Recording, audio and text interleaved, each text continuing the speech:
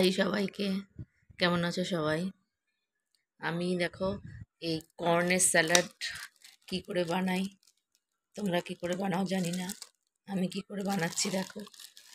এই কর্ন নিয়ে নিয়েছি, একটু বেবি কর্ন নিয়ে নিয়েছি, একটু মিষ্টি আলু নিয়েছি, একটা পেঁয়াজ, আর একটা টমেটো নিয়েছি, আর কয়েকটা কাঁচা লঙ্কা নিয়েছি, আর একটু এর মধ্যে একটু পনির নেব।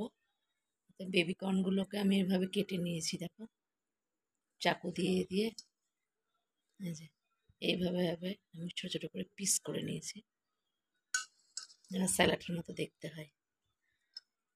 আমি আস্তে আস্তে মিষ্টি আলুগুলো কেটে নেবো, পেঁয়াজ কেটে নেবো, টমেটো কেটে নেবো, একটু পনির কেটে নেবো, নিয়ে আমি একটা প্রেশার একটু নুন দিয়ে একটু ভাপিয়ে নেব সবগুলো দিয়ে। আমার স্যালাড রেডি। এই দেখো, একটু গোলমরিচ গুঁড়ো দেবো আর একটু চাট মশলা দেবো, দিয়ে এটা আমার খাবার জন্য একদম রেডি। তোমরা কেমন করে করো জানিও, আমি তো এইভাবেই করি।